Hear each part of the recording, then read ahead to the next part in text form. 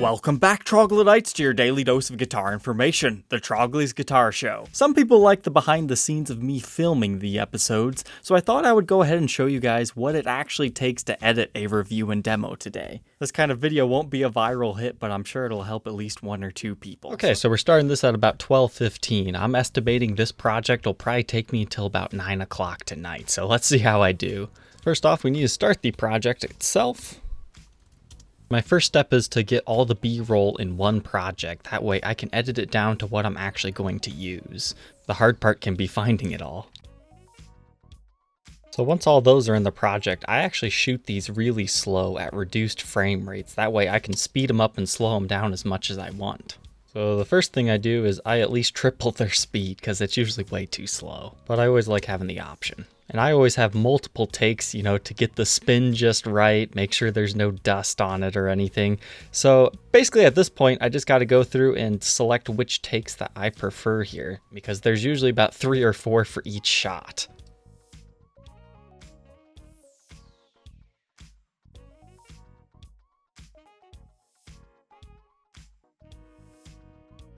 And now that we've got that done, now I go through and change the saturation. That's what turns it from this, bright studio lighting. I'll be honest, I don't really know what I'm doing when it comes to lighting and things like that. So I just come over here and I adjust the exposure down a little bit. That's what kind of turns that background completely black and gives the guitar that really evil vibe.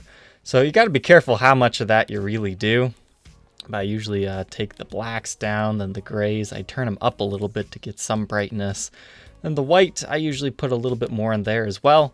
So that turned it from looking like this. It still looks nice, but now it kind of looks evil. But I'll go through and do all these clips now. I could copy and paste the settings, but certain shots look better certain ways. Some people might say that this is cheating, and I kind of agree if you're taking photos of the guitar, doctoring them up, and then offering it for sale like that. That, I feel, is misleading. But these are just my videos. They're meant to be B-roll shots, just to show you how beautiful they can be. So start to finish from there, that was about a half hour. Usually takes anywhere between half hour to an hour to do, and it takes an hour just to shoot it, so that's, 2 hours I added to these videos very recently. The next step, we had to put all the clips in order. Some clips I'm able to synchronize automatically by using Final Cut Pro's synchronization system. Other ones, like when I use multiple camera angles, I have to do that by hand. And with all that done, the raw footage is usually about an hour and a half to 2 hours. So our job now is to cut it down to about 15 to 20 minutes. A little trick that I found works for me that helps me get through this footage is I actually edit it at 2 times speed. All of them except for the playing demo anyways. Now I go through and cut out all the mistakes so I can actually make a coherent review and demo and add the B-roll later on. On a fairly straightforward episode like this one, it'll take about an hour.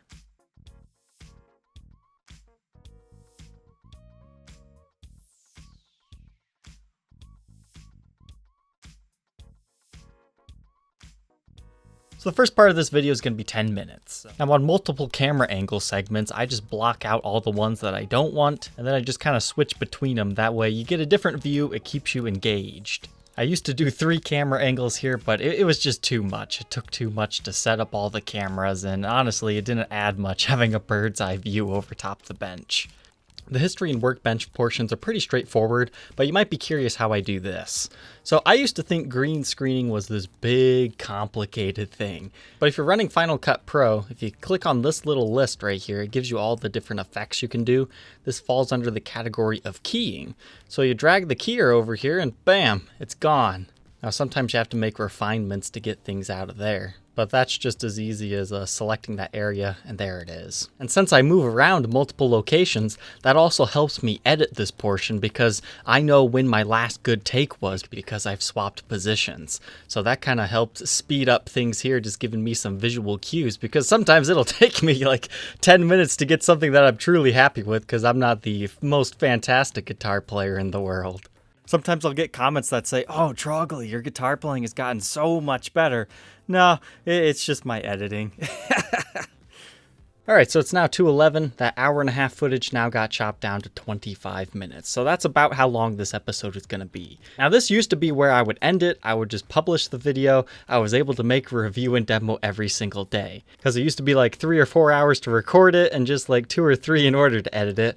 But now we have to go through, add the intro, the outro, place all the B-roll, make sure everything's just looking beautiful. But I'm actually going to take a short little break here before I start into that. Because you gotta remember, I'm running a business and buying and selling guitars at the same time as doing all these. Time to make this pretty. This is like the most important part to my videos in my opinion, where you add the B-roll shots and you add other things that help paint the story of each guitar. Because it's one thing to tell the story, but it's another thing to have visual representations of everything.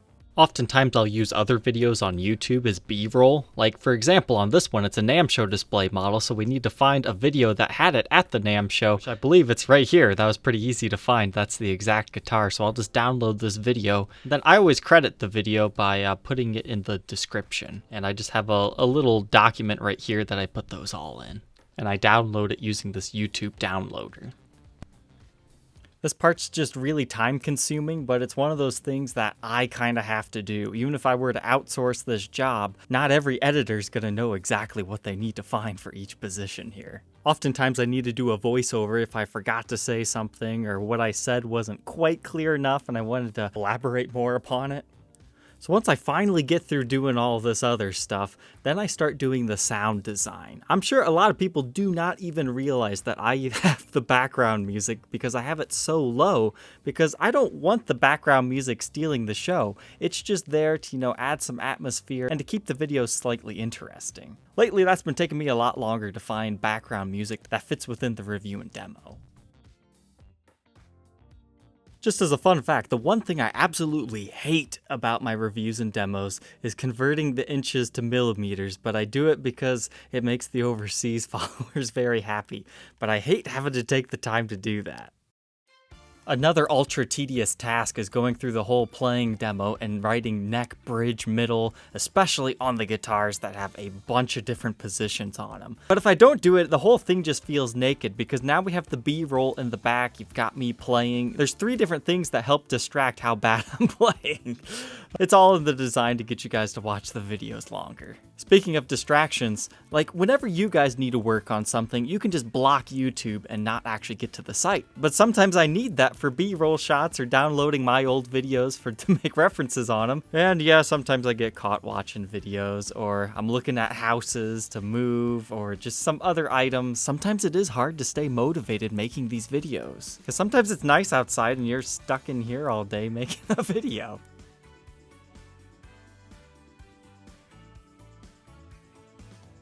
But once I'm finally happy with the whole episode, then I put the episode guide in. That's something that I like to have just in case I'm referencing this video in the future and I can go in and find a certain segment that I'm talking about. I also put it in the description so people can click on it. That's also kind of a metadata thing. And then I make my thumbnails.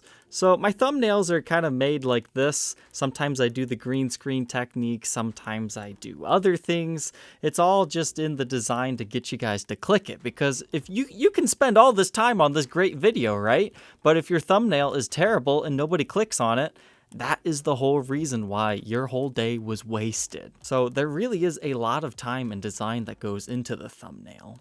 In fact, I usually make 4 to 5 different thumbnails for each video and I end up just choosing one. It's hard because this one looks great, doesn't it? But I ended up choosing this one because I thought it showed the top off better. In retrospect, this particular video performed very terribly in my opinion. I thought it was going to get huge views, so maybe I chose the wrong thumbnail. That's the thing I really hate about YouTube, is you never know if you're doing the right thing or the wrong thing. It's just trial and error. Pretty much the exact same effort goes into creating a title for these videos as well. You don't want to be clickbaity, but you still have to be click enticing. Just labeling it 1979 Les Paul Standard doesn't cut it anymore. This next part is something that a lot of YouTubers do not do properly. You've got to get your metadata, you got to get your tags, you got to get a nice description in your title, because this is how people find your stuff. This is how YouTube looks through the algorithm and things and says, okay, this person's searching for this. You've told me this about this video. If you guys want to know why, I think it was like late 2018, my videos started to get views and I've just continued to grow. It's because I do all this behind the scenes stuff and it takes forever. And even after the video is uploaded, then I have to add all the cards, I have to add the end screens. And then recently I've started doing like the whole Instagram thing. And what I'm doing right now is I'm cross promoting this new upload across all my other videos. I do that with the TubeBuddy extension.